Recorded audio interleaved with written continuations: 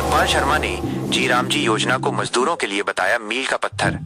आज जम्मू कश्मीर भाजपा के प्रदेश अध्यक्ष और राज्यसभा सांसद सतपाल शर्मा ने विकसित भारत जी राम जी वीबीजी राम जी योजना की सराहना करते हुए इसे गरीब और मजदूर वर्ग के सशक्तिकरण की दिशा में एक ऐतिहासिक कदम बताया है। उन्होंने कहा कि ये योजना पात्र लाभार्थियों को उनके वास्तविक हक दिलाने में मील का पत्थर साबित होगी।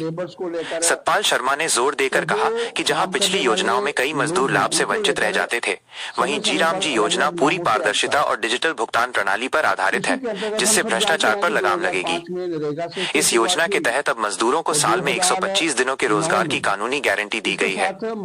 उन्होंने आगे बताया कि कार्यों की मजबूत निगरानी और सीधा खातों में भुगतान होने से मजदूरों को समय पर मेहनताना मिलेगा, जो ग्रामीण अर्थव्यवस्था को मजबूत करने में सहायक होगा। एक नया एक्ट आया। पुराने समय के एक्ट में कई ऐसे फ्लॉज थे, कई ऐसी कमियां थी जिसके चलते मजदूरों को फायदा नहीं होता। फ्रॉड्स होते थे, धांधलियां होती थी, खड्डे खोदे जाते थे, भरे जाते थे, भरे जाते थे, खोदे जाते थे, यही काम होता था। ठेकेदार या बीच बिचौलिए कई ऐसे लोग होते थे जो मजदूरों तक उनका हक नहीं पहुंचता था। ट्रांसपेरेंसी नहीं थी, इंफ्रास्ट्रक्चर डेवलप नहीं हो पाते थे।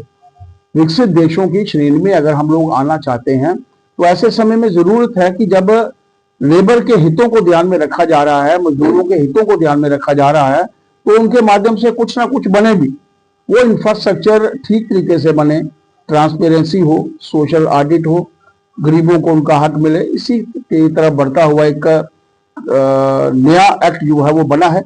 गारंटी दोनों में थी, गारंटी एमजी नरेगा में भी थी, इसमें भी थी, इसमें भी है, और वहां 100 डेज को लेकर थी, यहाँ 125 दिन को लेकर है।